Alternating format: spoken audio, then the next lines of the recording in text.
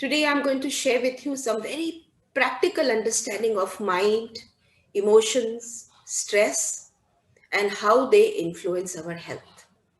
We all talk of detoxification, removing toxins in food, in water, in air, in the environment. But how about mind? How to detoxify our mind and build emotional immunity, right? Well, this is how we land up in today's life.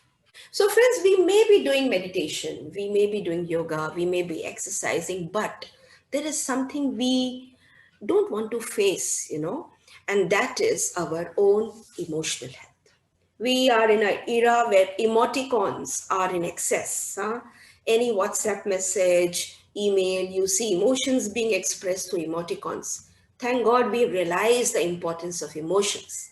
But at the same time, when we are suffering from problems, I think we need to delve little more deeper than just the emoticons. Positive emotions strengthen the immune system and definitely bring good health. So let's know the positive emotions: compassion, hope, optimism, trust. Trust is a big thing. Then attitude of giving. Somehow our lifestyle is more tuning us to find methods of getting and receiving. But it's only when we give that we, sort of create that positive waves and vibrations inside us. Why did I get it? Why am I suffering with this problem? You know, in very simplistic language, we'll say luck, but actually, our ancient philosophy says it is our old karmas. So, if we have to sort of balance them out, one way would be giving. Why only taking, taking, taking? So, I think this attitude of giving becomes a positive emotion, especially when we are suffering. Feeling of being in control, and well, something which is overlooked: self-esteem. How much I really love myself. Nobody's perfect, but having a positive self-image despite the negativities of the past. So let's move on to the unresolved negative emotions, which are the toxins. They are the toxins which are polluting our mind. We talk about bacteria, we talk about viruses outside us. Do we realize that we are carrying the bacteria and virus of what? Anger, fear, hatred, doubt, jealousy, sorrow, skepticism, and doubt in our minds. So let's call it emotional housekeeping, where the aim is what?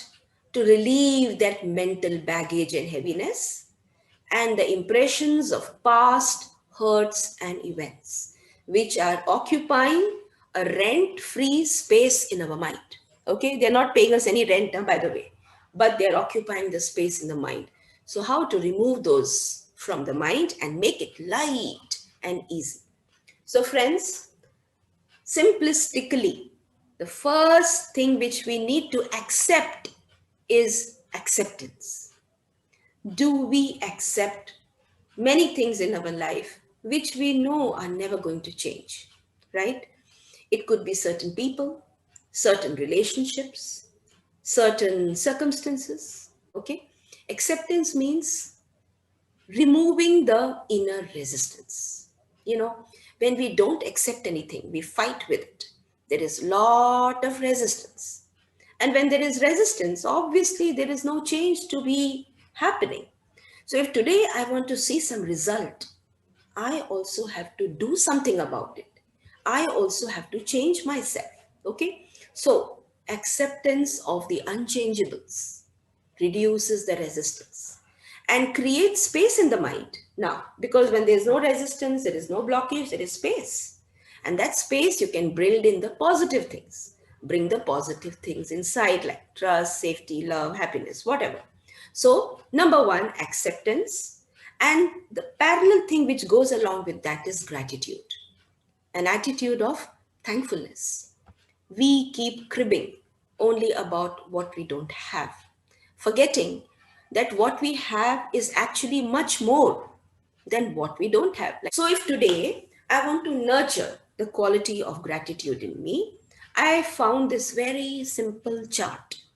Okay, I'm not forcing it on you, but if you want to work upon it, it's a good way to build in that softness of the mind which is needed for health and healing. The more rigid a mind, less are chances of change. And we have to build not just physical flexibility, we need to have mental flexibility. And for that, well, how do we work on it? We could make a list. The compliments that I would like to give to myself. Like, oh, today I did this, or in my life, what positives I have done. It's always good to make a journal, huh? Write it down because that'll open up the mind and remove the resistance. There are so many things good we have done in life, okay? Then it's also important to know the current challenges that you're facing, which we know, but at the same time, are we learning something from them? What have I learned from my disease? What I have learned from the problems that I'm going through? Friends, I really feel that chronic issues come to make us actually better human beings. Huh? Like we talk of a version in a software, version 1, version 2, version 3. Probably these problems are coming to us to make a better version of our own self. So, not just the challenge, but what is it that I'm learning from them? All right. Third, who are the people I need to be grateful to? You know, there are so many people, relationships, we just take for granted. But the moment we start sort of writing and acknowledging, it will nurture a feeling of love and respect for them. And the feeling of love and respect will bring the happy hormones and the good chemicals, oxytocin, beta endorphins, all of them inside us, which will negate out the inflammation, which will negate out the cortisol inside us. So, who are the people I need to be grateful to? Well, and at the same time, what are the assets in my life? Assets means what is the positive thing I've sort of accumulated in my life, not only in terms of money and value. Assets are our good bondages we have, good friends we have, good relations we have, good hobbies we have, you know, it could be anything. So if you want, you can just use this as a tool basically to work and basically understand our own self more. And now comes the most challenging one, the biggest obstacle to emotional health. You know what? It is unforgiveness. It is very beautifully said that the crux of healing is forgiveness. Till we cannot forgive, till the hurts remain hurting us, we cannot expect healing. Forgiveness is important, right? Whether we accept it right away or no, because it's a very important way to stop that drain of energy that is happening. The moment we think of that wrong happening, you know, not only cortisol and inflammation happens in the body, but we drain out our mental energies. We get tired, isn't that so? And honestly, till there is forgiveness, one actually cannot be healthy. And forgiveness is not for others. You are forgiving somebody, actually gifting it to yourself. It's like a gift to your own self because you are going to help your own self, own body, own mind. So what happens when we, let us say, decide to forgive? Okay, we decide, number one, to close that issue, which is otherwise refusing to let go. So we want to let go of the hurt and pain and release it out. It doesn't mean we accept that thing keeps good. Bad is bad, but we don't want it to affect us. It should not trigger those reactions in me, isn't it? Otherwise, who is getting the negative impact? Me, not the person who has done the wrong. Okay? So it does not mean that you're accepting the wrong of someone or others' damaging behavior. It means forgiveness means getting back the control on our own life and emotions. Okay? It sounds very theoretical right now. I know. But it's important. Forgiveness is far more healthier than holding grudges. Even acknowledging this will bring some degree of positive environment in the body and mind. And I'm going to share with you a technique which I learned from a teacher of mine during my college days. He called it mind mapping. How to map your mind. And he said it's a way actually of introspection, looking inside, an art of communicating with our own self. Today we are talking of communicating with everything around us. How about inside us, And for that, this is what I learned from my teacher. So, my teacher said make 3 columns on a paper. One, take your time, list whom all you need to be grateful to in life. Okay? Take your time, do it at your ease. And after you do it, just keep it. Then, okay? Whom do I need to apologize to? No one is perfect. I have done blunders. We all make mistakes in life. And that's how we actually learn from it and move ahead. And well, I want to apologize. At least I write down the name that, oh, I did this wrong to this person. It could have been hurting someone. It could have been arguing unnecessarily with someone who did not need that temper of ours. Okay. So even writing the names is enough of an apology. It doesn't mean that after 20 years you have to call that person and say, sorry, 20 years back I fought with you so badly. That person will say, Arey, what has happened to this guy or this lady? But at the same time, writing the names and maybe just a hello friendly call. Hey, how are you? Haven't spoken to you for a long time. What is your family doing? My children are doing this. Aap kya kar rahe ho? Hey, that is enough. That is enough of a connection, and it washes out that burden that we are carrying. So, gratitude towards whom?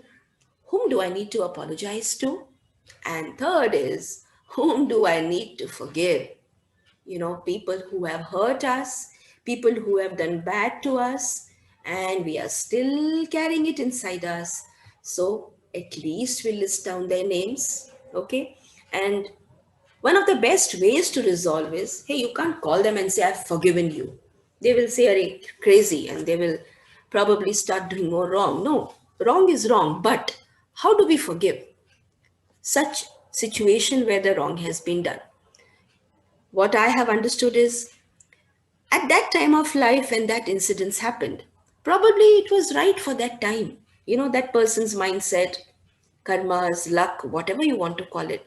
But today's time, let go. Jo usne kiya, whatever that person has done, that person is going to face the consequences, right? Why should I take it on my health? So I let go. I forgive in my mind and I let go. I release that burden from my mind. Even that one statement said in the mind is enough to initiate the much awaited change we want for good health. So, friends, finally summarizing, it's all about changing our own attitude for better health, accepting what cannot be changed, valuing the power of forgiveness, valuing the power of apologizing, and bringing gratitude in our day to day living. Very simple, said, but it's not that difficult also to, sort of start working at least upon it and finding the change. So beautifully said, huh? सोच को बदलो सितारे बदल जाएंगे नजर को बदलो नजारे बदल जाएंगे कश्तियां बदलने की जरूरत नहीं दिशाओं को बदलो किनारे बदल जाएंगे For those who don't understand Hindi, change the way you think, your stars will change. Change the way you look, the sight you see, what you see will change. You don't have to change the boats, just change your direction and the shores will change. So it's about that understanding. Okay, friends? So if nothing else, let's realize that emotional immunity is important. We need to understand the value of nourishing the mind with positive self-talk, seeing the positive behind everything, value of strengthening relationships, value of forgiving the past regrets, and at the same time, spending time with ourselves, learning something new. It's a good way to bring a change, huh? Learn something new. This life is still very beautiful. Set a routine that brings you happiness and stability. And so important, be open to change. Till we cannot open the mind, till we cannot trust, how will change occur, isn't it? Prioritize health, which yes, we all do. adopt the right attitudes, and yes, connect with yourself. That is the real spiritual self that we need to do. So, thank you very much for being patient and listening to me for this talk, which we usually, are not very, what should I say, comfortable talking about in our day to day life.